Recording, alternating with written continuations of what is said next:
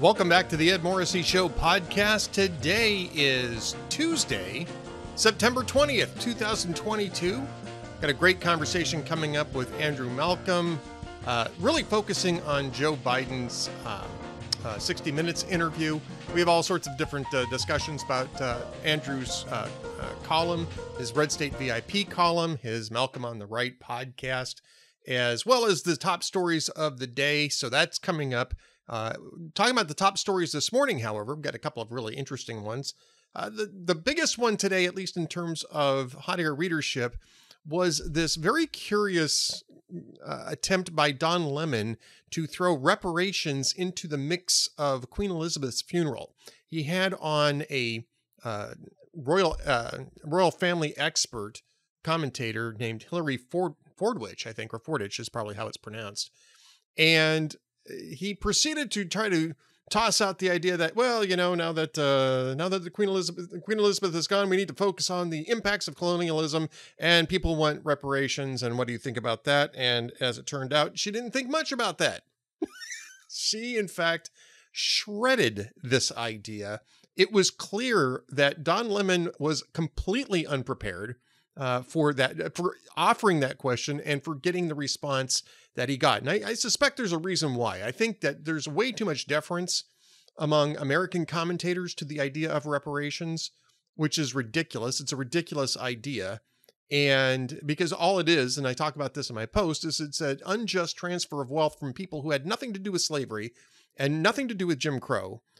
And that is being transferred to people who were never enslaved and for the most part, had no particular impact from Jim Crow. No, at least no direct personal impact from Jim Crow. That doesn't mean that there aren't issues that are hangovers of those periods of time, but we've had reparation programs in place ever since the end of Jim Crow. That's affirmative action, both in employment and education.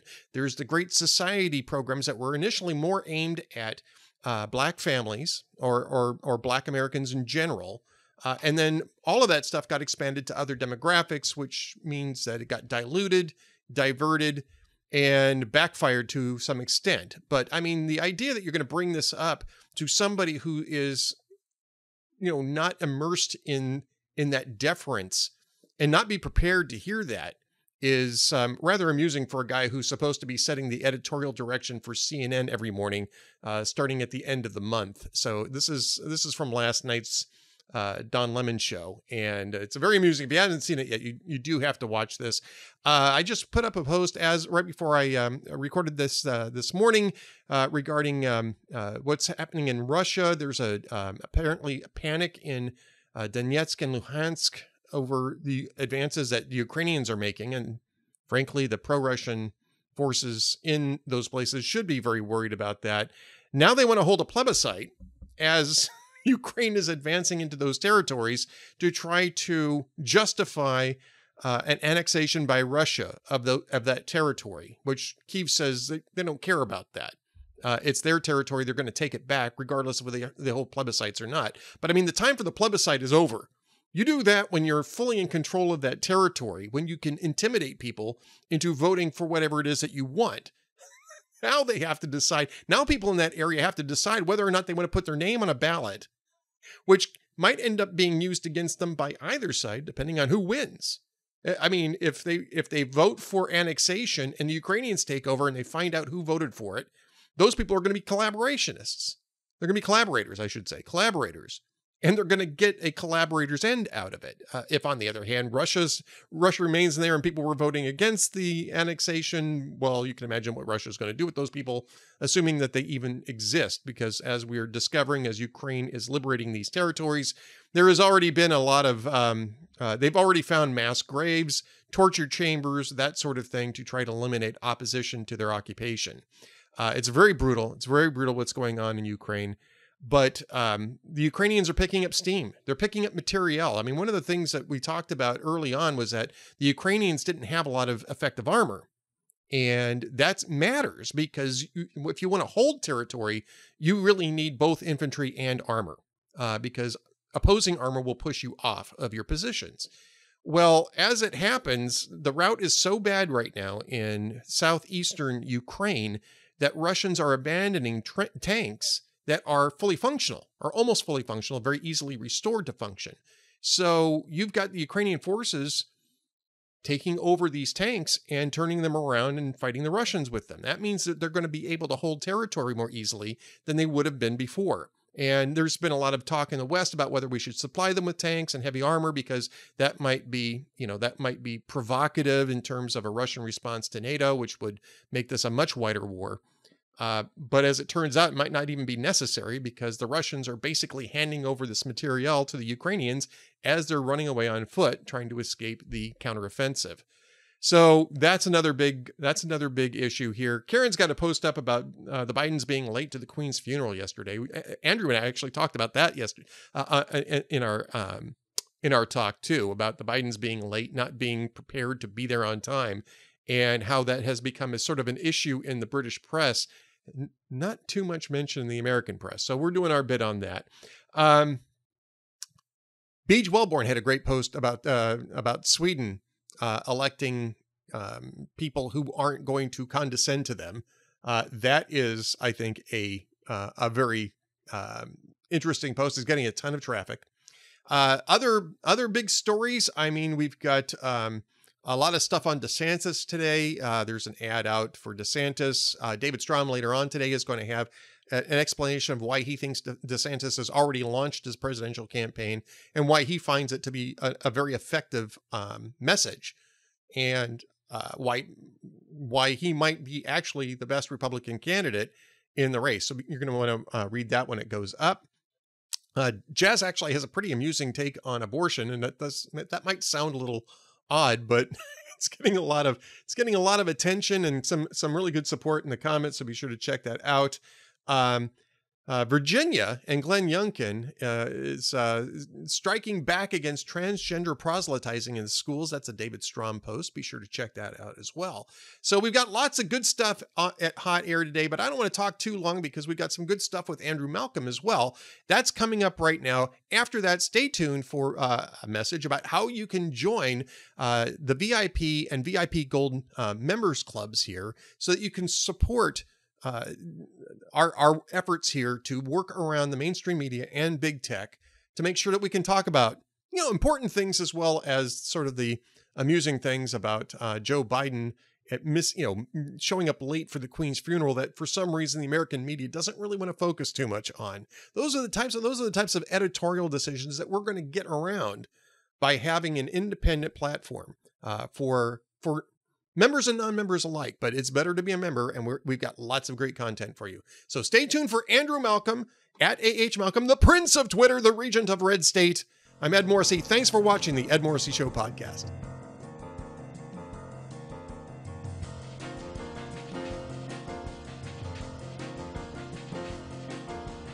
Welcome back to the Ed Morrissey Show podcast. Joining me as always on Tuesdays, Andrew Malcolm, the Prince of Twitter, at AH Malcolm on the Twitter, says the Regent of RedState.com. And speaking of being a regent, he's queened out on the funeral. What happened there, Andrew?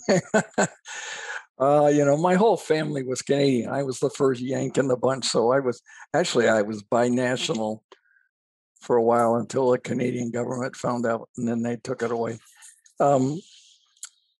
So I had a lot of the royalty all around me all the time. When I spent a lot of my childhood in Canada, and I was impressed because the money had girl on it, and and so did the stamps, and so I never did get the emotional. I get the fact that the royalty in Britain is a living symbol of their much longer past than ours. I get that. And I appreciate it. But maybe it's because my wife spent a lot of time in Canada too. So I'm getting, nonstop BBC on the television. Every room I go to, there's BBC. Nonstop BBC. There you go. That's what you need. Yep. So everybody analyzing the ties and the dogs and hats and oh boy. But I mean, we have our celebrities; they're just not royal, and we love to gossip about their foibles, and so do the Brits, except they're pretty rich. No. Anyway, that Charles arriving for his speech, I think we might have mentioned this last week. Just you said, and you were right, that it was a good speech. His first remarks to the Commonwealth. Yeah. But when he arrived, there was a little video of him coming to the desk, and he was appalled to see that there was a pen stand in the wrong place, and he motioned with his hands dismissively, and he said, "The servants must move this. This isn't my job." Yeah, this isn't my job. I love the little hand wave that went with that. Yeah, right. Dismissive hand wave. It's good to be king. So so that was disappointing, and I've never been all that fond of him. He was kind of a pounce, and I thought, and there's a story, at least amongst the Canadians that I know, that Philip was disappointed in him, and Philip was an influence behind Elizabeth, but she wanted this to reign longer than Victoria, to be the longest ever. But another reason was that it will shorten the time that Charles is king. So he's 73 now. So we can look forward in the not too distant future to having William on the stage, and he and his wife, I think, are just precious. Well, that's as may be, but of course, right now we're just dealing with the funeral, and like you said, you were kind of queened out. And Joe Biden apparently was a little queened out too, because he showed up late to the funeral. Jesus, I'm sorry. To the service at Westminster. Yeah, to the service at Westminster. So here's the deal, okay? The British government had arranged, for transportation for all of the world leaders from where they were staying to Westminster Abbey, right? They were going to take buses, right? Which would be beneath him. Yeah. Well, right. And Joe Biden and the Secret Service balked at that. They wanted to use the beast because the Secret Service wanted to make sure that they had their normal security preparations. And so the Liz Truss government graciously allowed that and said, okay, you just need to make sure you get to the, what's the church on time. Get to the church on time, right? From My Fair Lady, right? For God's sakes, get me to the church on time. He wasn't getting married in the morning, but of course, so they showed up about half an hour late. Half an hour late from when they were supposed to be there. They showed up, I guess, 5 minutes into the ceremony at 10:05. Oh, God. And then they had to wait while, people are processing in. They had a group of veterans that were processing in, right, in honor of the Queen and all that. So they had to wait for that procession to go through. So there's pictures of Joe Biden and Jill Biden holding hands, standing next to some guy that's trying to arrange this. And they end up sitting in the 14th row, which is not where they were supposed to be, but that's the only place they could put them. And, they were supposed to be up nearer the front in honor of the special relationship. But yes, they actually showed up late because they got hung up in London traffic, because apparently nobody nobody would think of that. Yeah. Ever thought about, oh, you know what? There might be a lot of traffic because, I don't know, there's a huge freaking event taking up the streets are closed. You think maybe you'd go a half an hour earlier, and if you show up a little early, you just relax in the car and watch some TV until it's time to go in. I mean, I've never been in the Beast. I've been in limousines, but I've never been in the Beast. But my guess is that it's pretty cushy. Yeah, I've been in motorcades with the Bushes, Mrs. and him, and Secret Service. They run that like clockwork. And with the New York City Police, they will stop what's that called? The lower, not the lower drive. What's the expressway theoretically on the east side. Oh, you've got me. Yeah. Well, I know the West Side Highway, and they took that down. But there's another one that goes under the high rises. Anyway, they stopped it, and traffic was backed up for miles. And we were joking on the campaign that we were going to put signs on the side of the bus or the side of the SUV that said "Gore Campaign," so everybody would get everybody would get angry at the Gores instead of us. But I mean, that's the Secret Service. You can't argue with them on that. right. But they when they're in charge, is just everybody does salutes and yes sir and they get it done. That's because they have Uzis under those suit jackets. But yeah, that'd make me sit up and listen. I'm telling you. Did you know what I found out? The guys, at the inaugural parade where they're walking in the streets next to the car and all that, yeah, they have biohazard suits on under their clothes. Oh, good Lord. That's gotta be so hot and debilitating. Those poor guys. And well, men and women. Yeah. I know. I just, oh Lordy. Anyway, they're so professional. I really admire them, the Secret Service guys, and they're good guys. When we would be in a hotel for a night, they would have one room that was a Secret Service room, and you could always count on they would go to Krispy Kremes, and you could always count on a supply of a couple of boxes of Krispy Kremes on the table that you could go in and mooch it. Yeah. But talking about the motorcades, they weren't armored in the primary days that we were in, but there were SUVs. And as a press guy, I got put in the SUV that was close, or I think right behind Bush. And and he said, "Well, welcome to the kamikaze car." And I said, "What do you mean?" And he said, "Well, if there's a car coming at the, well, in those days at the governor, we take them out with our car." So make sure buckle up. Buckle up, Sebastian. Yeah.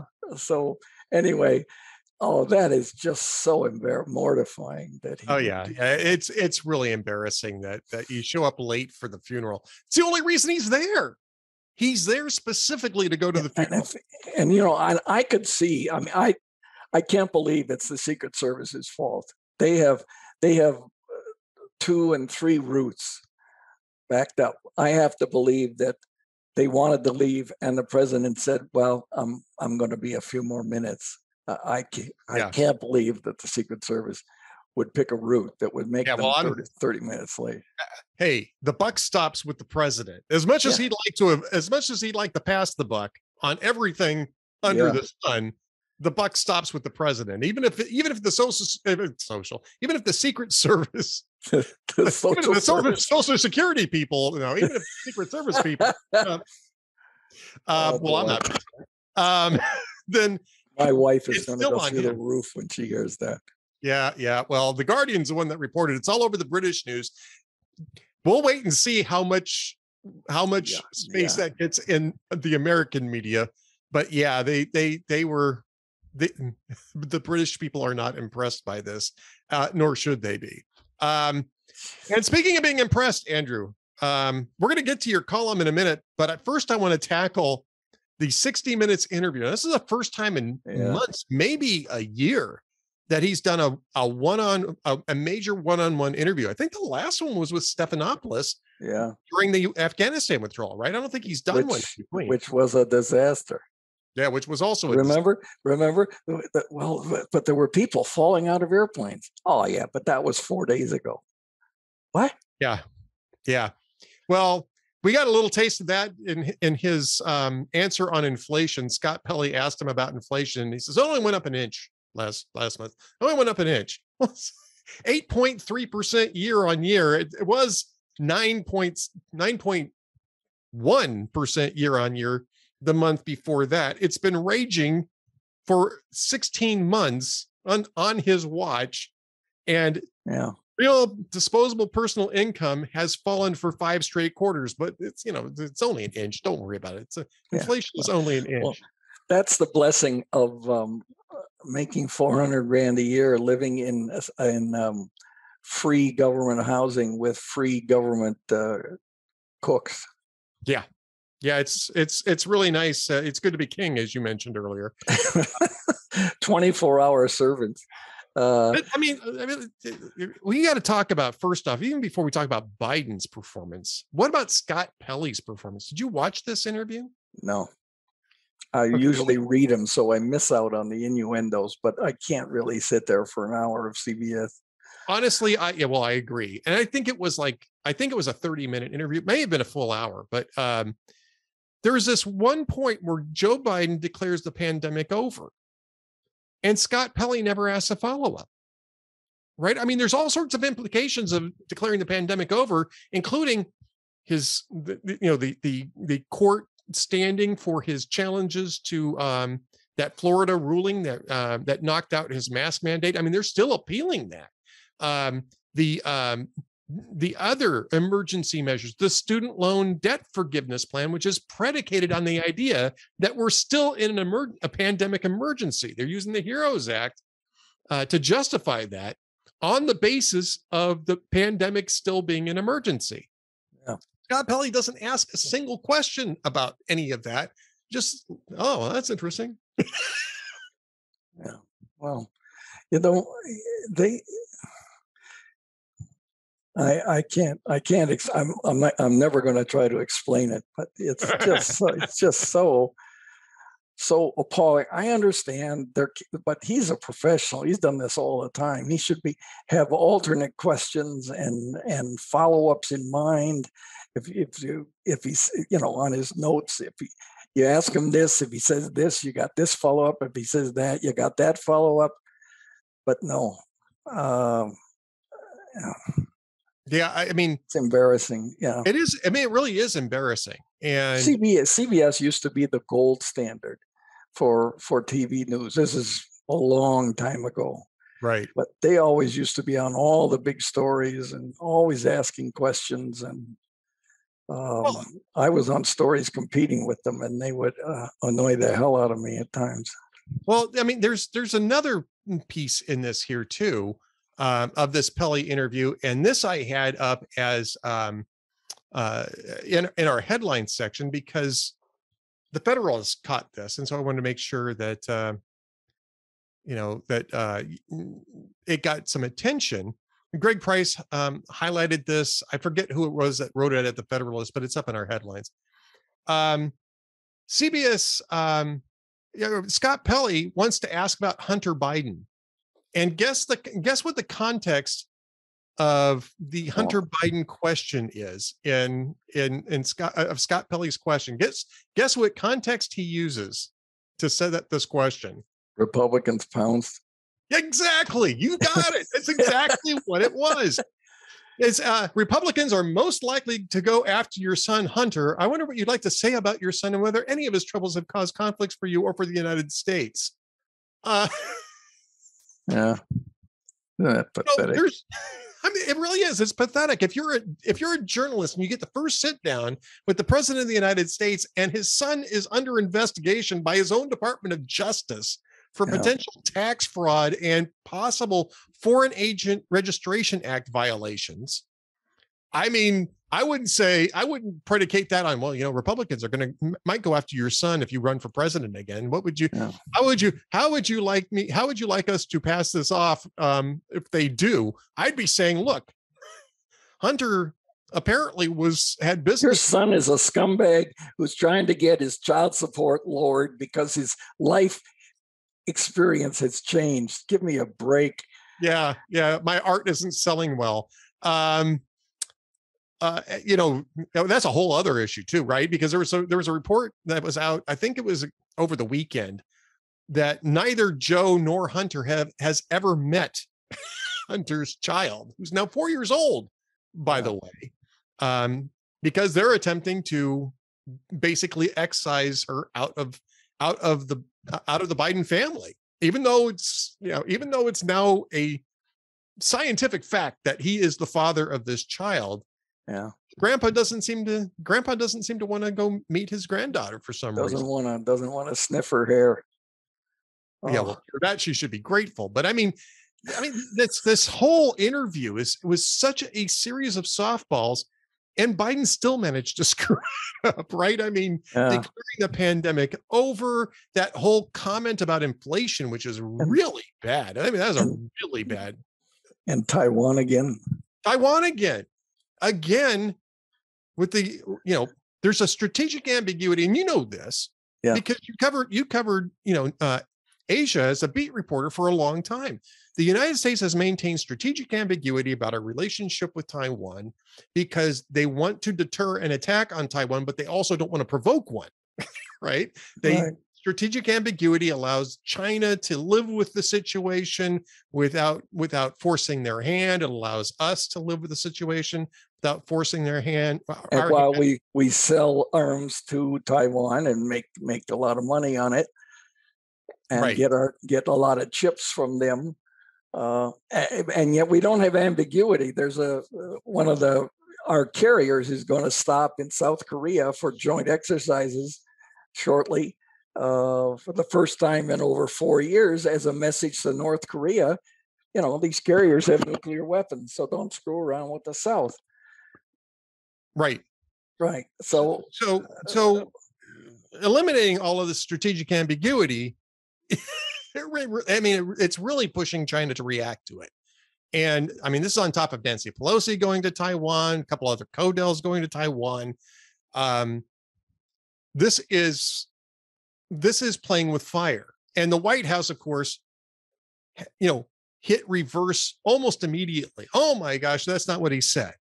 That's not really what he said is not what he said. It's like Putin cannot stay in power. The U.S. has troops in Ukraine. At some point, you would think that some responsible people, even if they're Democrats, there has to be some, feel an obligation to do something about this guy who's going around walking in the mud and jumping in the puddle like a little kid. I don't get it. I'm sorry. This is very serious stuff. I mean, this is we can sit around and criticize Joe Biden in terms of policy, and we do that often enough. They've got economic advisors out there today on CNBC trying to argue. I think it's Heather Bushi was on CNBC Squawk Box arguing that the economy's great. And to the extent that the economy is not great, it's Vladimir Putin's fault. It's the fault of climate change. It's the fault of COVID. And they want credit for gas prices dropping when gas prices skyrocketed in the first place. And Janet Yellen says they're going up again. And Janet Yellen says they are going up again, possibly. I mean, there's all sorts of nonsense that's part of this. And, those are things that you can criticize. But this is core fundamental stuff. This is a guy who is screwing up the same stuff over and over and over again. And of course, the Afghan exit, rejecting the general's advice to keep some troops in to cover the evacuation. Exactly. Yeah. Oh, geez. Well, it's not like I can do anything. Am I depressing the hell out of you, Andrew? Because I feel like I'm depressing the hell out of you. I'm gonna close this out. Ed. That's enough. It's only the beginning of the week. Jeez. Well,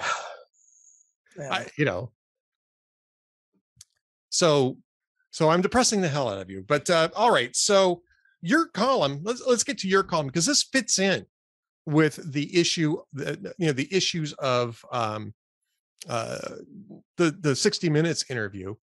You talk in your column about the weird echoes of 1984. In Joe Biden's 2022. And, war is peace, freedom is slavery, ignorance is strength. There's a lot of this nonsense that's going on that, inflation is good. And, you expect some spin, but not newspeak, right? Yeah, that's exactly what it is. Double speak. I can't, it's hard to think that he really believes this. um, that he's dumb enough to think that we're dumb enough. I guess some Americans are dumb enough to buy this, that the economy is going great. He's got what 42% approval, and I guess it's ticking up a little. Yeah, I mean, 42% is nothing to write home about either. No, I mean, but it's like the gas prices. Low, it's like the gas prices. They are 42, now it's 43. So what? But it's still terrible, and much of the time worse than Donald Trump, who was supposed to be the worst of all time. Right. So like the gas prices, they're not as bad as they used to be, but they're still bad. Well, they're still 55% higher than they were, because I took a look at this. It's easy to find this stuff, right? The EIA has this data on hand. It's very easy to access. Gas prices, the average gas price across all formulations was $2.45, $2.45.4 to be precise, because we want to be precise after all. Yes, right. That's right, Ed.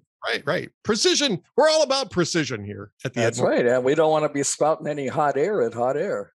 Oh my gosh, that would be terrible. Today it's $3.80.9 per gallon is the EIA average. That's 55% higher than when Joe Biden took office. Now, you can claim that this is all because of Vladimir Putin, but the truth is that gas prices had increased 47% before Vladimir Putin even stepped foot, or sent right. one. It started going up the day of the election. Yeah, 47%, and it's dropped since mid-June, when it was at $5.10, $5.10.7 a gallon in the second week of June. But that's because it had escalated, well over 100% during the, from when Biden got elected. I mean, this is Biden. In the interview, didn't Biden boast that he was releasing 1 million barrels a day from the strategic reserve? Yep. Which is like it's like spending your 401k before you retire. I mean, what? By the way, each barrel is 44 gallons of liquid petroleum. Right. So that's a lot. That's 44 million gallons. And that's crude. That's crude. Yeah. Gasoline is obviously a subset of the products that come out of that. I think it's 18 gallons of gasoline or something like that. I forget what the percentage is. But there's other things that we make from petroleum too. So, I mean, as a rural resident, I also note that propane prices are up. Propane prices are up, and gasoline prices are going to start going up again too, because we're starting to run out to a point where you really can't keep draining the strategic petroleum reserve.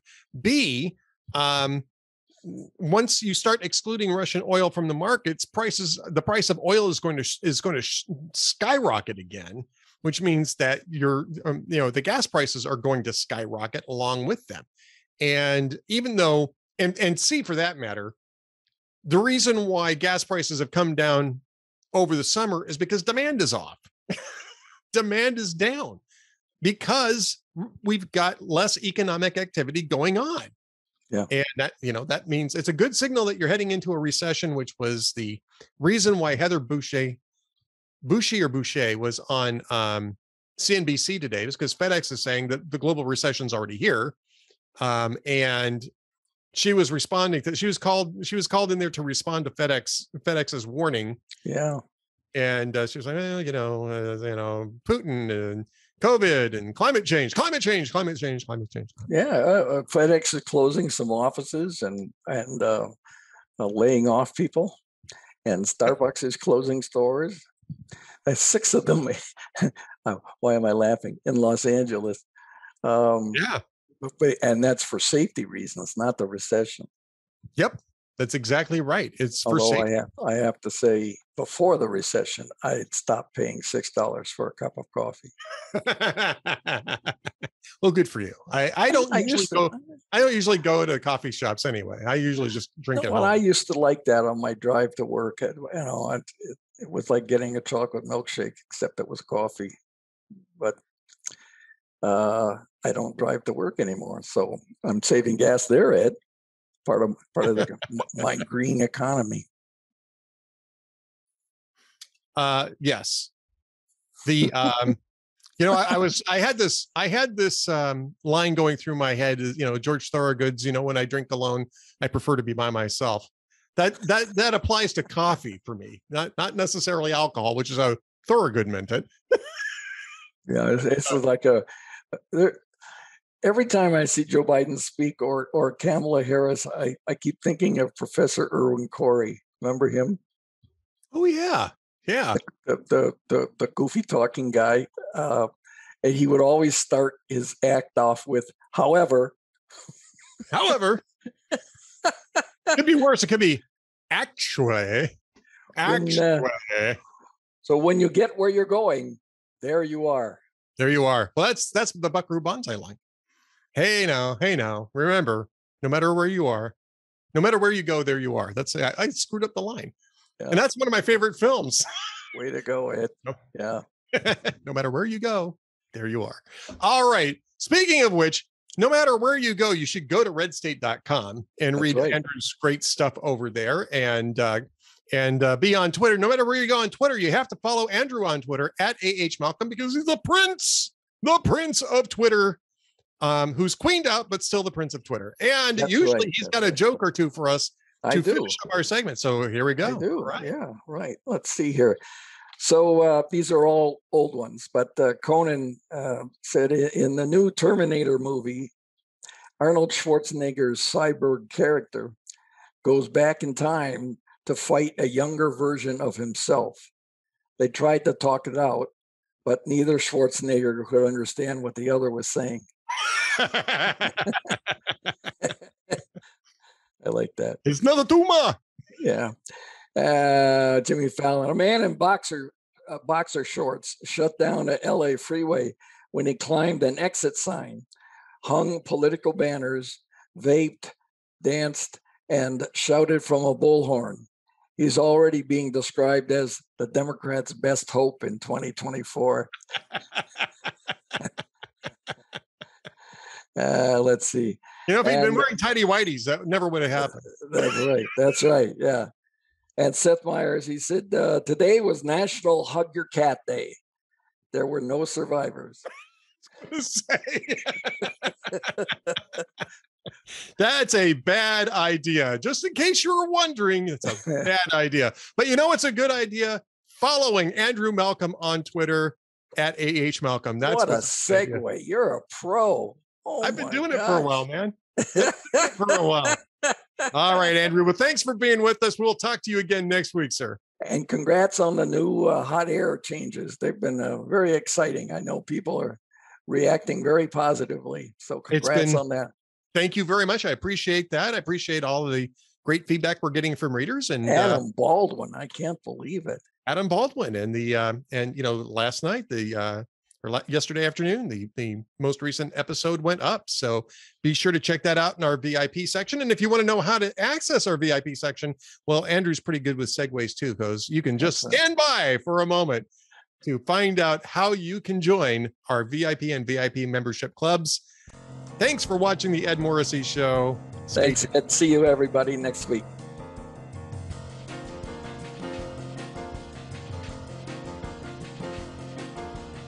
Thank you for watching or listening to the Ed Morrissey Show podcast. You can subscribe to us on YouTube, Spotify, Apple Podcasts, and through the Town Hall Media Player, or you can just come to hotair.com and watch my podcast for free. However, I'd also love to have you join us as members of our VIP and VIP Gold programs.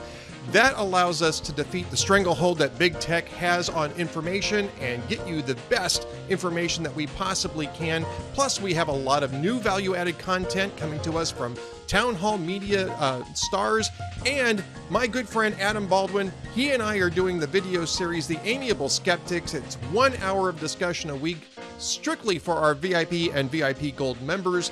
Plus, we have our VIP Gold chat with Kem Edwards every Wednesday afternoon at 1:30 p.m. We'd love to have you as members. Be sure to join up. Thanks again for watching the Ed Morrissey Show podcast.